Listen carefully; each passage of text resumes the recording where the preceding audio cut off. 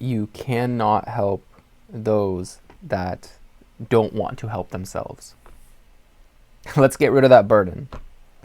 If you're a light worker, empath, someone who cares deeply about people, and you find yourself people pleasing or burning out, this video is probably for you.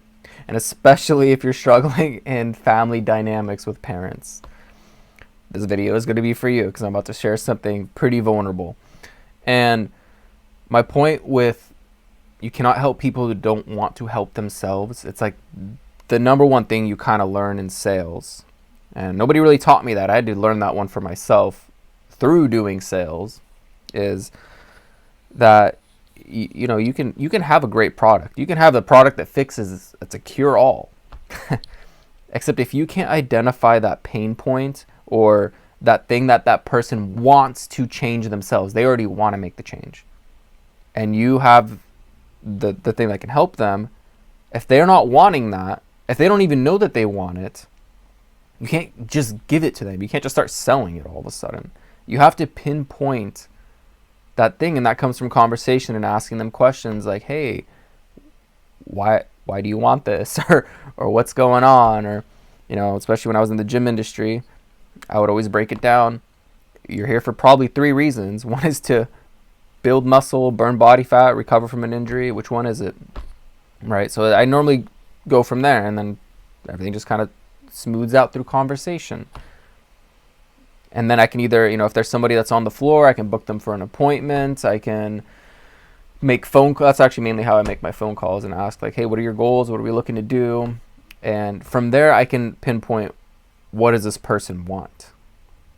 Right? And then I'd go in deeper and find out, why are they not there? What's the struggle? Right? So that's a little different when you're doing this in like a sales thing. What I'm talking about is now when it comes to your personal life. It's the same thing, like, because with our friends and our family though, like, we always want to give them the answer. We want to give them all this stuff rather than actually asking them like, hey, why do you want this? Is this like, why do you feel this way? What do you want out of that? How do you think you can approach the situation so that way you can get X, right? Or your X back, whatever it is. Point is, like, we're always just trying to give advice because out of our own personal experiences, especially with coaching clients, it's the same thing. I have to ask them, what is it that you want out of this? Why do you feel this way about this? Why are you not taking action? What's going on? Like, we have to really dig in deep to find out. And it's mainly me just asking why. It's like some therapy type stuff. I'm not a therapist, and I'm not claiming to be one either. Point is like, people have to have that breakthrough on their own in order to want the change.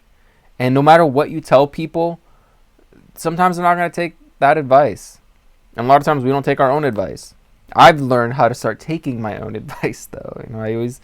I always ask myself, like, what would I tell somebody else in this situation? And I'm like, all right, well, let's do that. But it's weird though, because when you're an emotional, like, if you're a pot of water and you're boiling, like, you're reacting to things versus responding. And that's the thing that I had to learn, is how to respond and notice, like, hey, is my water boiling right now? Like, all right, I should chill out, and I'll come back to this right now. Like, do I want to respond to this right now? No. Do I want to give myself a little time to have more clarity? Yes. Okay, then I'll do it then. I may be upset. I might be mad. Something's triggering me. Do I want to actually respond to this right now? Because I'm going to react versus respond. So, we got a little off the subject here. Point is like, you got to ask people, what is it they actually want? Because then you can know how to help them. Then you can share your story. Hey, I experienced this. This is what I went through, and this is how I overcame it. And I hope this will assist you in giving you some guidance. You're essentially a map, a navigation system, your Google Maps or whatever, right? You're basically point A to point B, and here's all these different routes that you can take. And maybe each route's a different story. And you share through that so people can live vicariously through you in order to actually understand, like, hey, maybe I will take this route. Versus like, oh no, you should do this and you should do that. Like, no, stop telling people they should do anything. Because that's not going to be the solution. That's not going to have them change. Again, if they don't want the change and they don't want to make the shift themselves, they're not going to change. And here's what I mean by parent dynamics, because like I'm going to get kind of vulnerable here. So my mom's experiencing a work situation where there's a lot of discrimination involved. She got like written up. Things took a really weird, crazy toll. She's never been written up in 24 years. 24 years she's worked there. She's a great employee. Her English isn't well still, because we came here from Bulgaria. My English is, fluent. And hers, though, she still has an accent. She still struggles to understand things. Plus, my dad abused us both, so I assume she still has some of the abuse trauma where she struggles to remember things, retain information. I did for a very long time, so until I started challenging myself, like going to school and going to nursing school. That I eventually I was from a F student, all throughout, mainly like high school. Besides, I got like a B+ in honors biology because I love science. And, I started challenging myself, and I wanted to become an RN, and I became basically a 4.0 student. And I had to challenge myself a lot, though, through that. But I didn't get my RN. I got halfway through my prerequisites, and life just kind of hit. So I kind of decided I don't really want to be an RN anymore, and I don't think that was the path for me, except it did challenge me to grow and expand my knowledge and get smarter. So, again, back to this whole thing. So this whole situation happened. We have to start looking into like filing like a charge because there's a lot of discrimination going on. Tons of people have been quitting. HR is not taking care of anything. It's a freaking mess. And right now my mom can basically have a lawsuit and some legal action that we can take. So I've been doing a lot of research and found the places to contact and call. And we scheduled an interview. I don't want to get into too much details or specifics. And we have tons of other people saying like there is all this discrimination happening. Other employees are abusive. HR is not doing anything about it. And so I've reached out. I filed all the stuff. We have an interview coming up. We're just trying to get that scheduled. If we can't schedule one, they'll reach out to us and call. And my mom's stressed out, absolutely reacting, constantly asking the same things, complaining about the same things, freaking out. And I'm like, we both know at this point that if we can't schedule because their schedule is booked, that they will reach out to us before our time frame is ended. And I think we have like 180 days to file this. So she gets an email saying, hey, you still haven't scheduled your appointment. She emails it to me and forwards it to me. And she's like, can you please look at it? I think there's more questions that we need to answer, blah, blah, blah. And I'm like, okay, what do you think? Or do you know? I'm wondering, did you just skim it like you usually do and not really read things? Or do you just have struggle retaining knowledge? Or English isn't good? It's like, I'm doing all this extra work and she's constantly bringing up the same things over and over. And so I go through it, I click it, it says file a charge, and it says the exact same thing. You should probably get your interview first. That way you know what kind of charge you want to file, all this other stuff. And I'm like, did you even click it to find out like what it says there? She clicked it, and we're both sick right now. We both have the vid, I think. So, because our mucus is like this like orangish color, and I've only had it orangish color. If you're squirmish, please stop watching. Actually, I'm pretty done with that. But I've only had an orange color mucus when it's been COVID or been the vid. So, yeah. Anyway, so point is,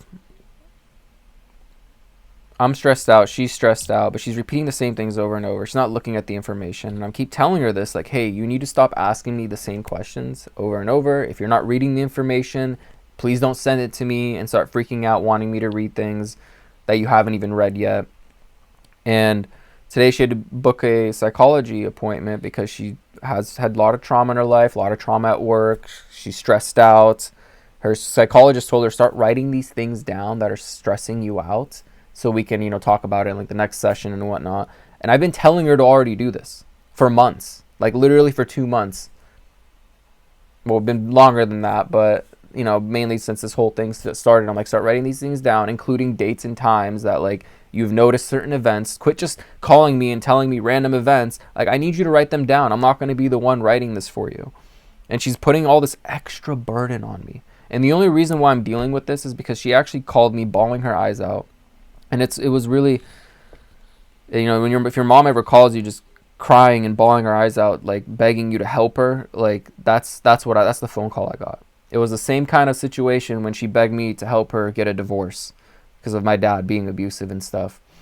And, it's like at that point, it's like now it's like she's my mom. I'm going to help her as much as I can, except she's making it difficult at every step of the way. And I'm like, please just do the things like that I'm asking you to do. Stop asking me the same questions over and over. I have everything. I have all the information all figured out. I just need you to just do what I ask you to do and reach out to other people and do the things I'm asking you. Like today I had to write this list because of this, because she complains about everything. She even complained about her psychologist telling her to like start writing stuff down because she thinks it's not going to work or help. And it's like, but it's like, it may not help right now in the moment writing these things down, but it's going to help you after you can go over it with your psychologist again, your therapist. Like that's the whole point. Like she doesn't understand the whole picture of things. And she reacts to only like her situation in the moment. So I figured something out. I wrote a list saying, answer only what I ask you to only what I ask. And if I want more details, I'll ask. Because if I ask her a question, she goes off on this tangent, which I think is a trauma response. I used to be like this, explaining everything about the situation and then answering the question very last, or sometimes even forgetting it. This doesn't even answer the question I'm asking that's specific. Like I'll ask like, what color is this? She's like, oh, well, this and this happened and that, and then eventually, I ran into the car that was this color. Like, it's wild. So the other thing I wrote here is like, no questions, no complaining. Read everything yourself first before reaching out to me, and ask your boyfriend to help you to understand anything you can't figure out. And then if you can't understand it, then reach out to me. Because I want her to actually do the work. And she's not doing the work. She's just putting all the work on me. And then I have to double check these things. So when I read that email, it was already stuff I knew. If she would have just read it and actually understood everything I've been telling her under the plan and the process of all this, I wouldn't have had to waste another 5 minutes reading and clicking through this email. And then I literally asked her, did you even read this? Like, do you even understand this? Like, I've already told you what the plan is. You can hear it in my voice. I'm speaking with a like kind of aggravated passion here. But it's like she doesn't want to help herself. She's putting it all on me, and the only obligation I have is that she's my mom. Because I care and love her. Because I care about her and love her. And then I ask here, and I also put here, then ask me if you don't understand, and no asking me the same question twice, because she'll ask the same thing over and over and over. Also, if I have to repeat a plan or anything more than twice, I will not. Like, I'm setting my boundary. Like, I'm just not going to. If she doesn't understand it, I'm just stopping. I'm just going to zip my lips on to the next thing, because I cannot handle it anymore. I literally told her, like, I cannot keep handling doing this. I'm already stressed out. We're both sick. This is God, the universe, trying to tell us rest, because she literally has been blowing up my phone every single day. She's like, running out of time. It's already been 30 days. And I'm like, we have 180 days to file this, and they will reach out to us before. And I was like, how many times do I need to repeat that to her so she can get it through her head? And it's like, it's the stress. It's all this stuff building up, but she doesn't want to help herself. Right? And it's like, I've had to guide her towards getting a therapist and a psychologist. And because of this work thing, because, emotional distress is something you can also file damages for, that's probably the only reason why she's doing it. But it goes deeper, because I know if she goes there, she will get help and assistance on helping her navigate these feelings and stresses, because she won't do it. She doesn't listen to me, right? It's like the coaching client from hell. That's point is, it's like I can tell her all the things. I can set boundaries with her. This is how parents just are. And I made a long video. It's an hour long, describing some of my dynamic with my mom. And I've had to open up to her about her behavior and how she treats me and the stuff she says. And she doesn't recognize, like, she's not very kind sometimes, but she's always reacting rather than responding. So, again, you cannot help people that don't want the help, right? And I'm taking the burden on because, like, if she was anybody else, I don't care if they're a friend, client, whatever, like, it's like, this is too much for me. This is not working out for me. I think you need somebody else to assist you in this. Like, I've learned that I have only so much energy and, like, to deal with, and going in circles is not my thing. Like, I will explain things clearly, set boundaries. Anybody else but her, she's the only one that I will let her kind of step over, because she needs my help. Her English that isn't good, I'm the only one that can do this for her. I don't like, her boyfriend can help out, but, like, he's not really taking action. I don't know if he really is or not, because I'm the one who's already filed all this stuff, and I still keep gathering all this information. Like, if she Like, we have to meet with an attorney, and if I don't have her story straight and all the facts and information, like, she's just going to spend hours. Like, they charge you per hour that they work on the thing. So it's like, just to get all the information out of her and put it together, it'll probably cost 10 grand. Like, I've already spent a few days with her trying to get all this information out and put it together, because I've had to hear the same story like 5 different times, and every time there's always something a little different, or something she forgot, or something, and it's like, okay, and then I have to ask her, hey, did this happen and that? It blows my mind. So please don't burden yourself with other people's problems unless you absolutely feel that you can help, that they matter this much to you. Again, I don't care who, anybody else. Anybody else, it's like, I'm letting it go. I'm not going to burn out this much for anybody else. She's my mom, though, so I will take care of this as much as I can. And I even had to figure out, like, what can I do to make this healthy for me? Because, like, she doesn't get it. I tell her how much I'm stressed out. It goes one ear out the other. Like, so it's not worth it. I'm telling you right now. It's not worth it to help people that don't want to help themselves. And getting her to get help is a burden that I'm taking on, that I'm choosing to take on. And I'm stressed out. And it's not good for me at the moment. I already told her this isn't healthy for me. She knows. She's very, very well aware. And she actually, like, sent me a text the other day saying, sorry, I'm such a burden. I'm like, it's okay. Like, it's not okay, actually. I'm doing my best to work with you. And she doesn't understand. She doesn't understand English. She can't do this on her own. And it's like, it's also that mentality that keeps her stuck, is that she thinks that she cannot do it. Like, I told her, just take one English class at a college. Just challenge yourself. Like, do something. And it's like, she doesn't want to. She reverts back to that she thinks that she's not smart. And that's what keeps her stuck, is her belief that she's not smart. And it's like, it doesn't matter if you're smart enough. Just go challenge yourself. You're doing this just to challenge yourself and see where you get. It may not work. Maybe you have to take the class twice to understand it. Except it's never going to happen if you don't start. And that's the thing. That's another thing. If you don't start setting boundaries and choosing where your energy is going, you're going to cook yourself. Because I'm cooked. I'm like I'm an egg, dude. I'm cooked right now. I'm scrambled. I'm freaking boiled. I'm poached. I'm sunny side up. Like, and I'm trying to be sunny side up throughout this process. And it's not helping that I have a massive headache. My throat finally starts to feel better. I've been drinking all my supplement teas and elderberry and stuff. So my point of this video is, please do not cook yourself if you don't have to. If there's another way and somebody else can help, or you can figure out ways to manage and navigate, no friendship, no relationship is worth your sanity if it's a constant, repetitive circle of nonsense. Again, the only reason why I'm doing this is because she's my mom. She called me begging and crying. And nobody else is going to care as much as I am to take care of this. And I have some of the time to do so, even though it's taking away from my own business. Like, I'm sacrificing part of me to do this. And this isn't the first time I've done something like this for her. So only do it too if it's like an absolute necessity and it's like there's no other option. And again, I wouldn't stay in a relationship where somebody's constantly bringing me the same stuff. Question, like nonsense. Relationship, romantic or non-romantic. And if they're doing the work, if they're actually doing the work and I see the change and they actually want to change, it's like, all right, I'm going to stick around.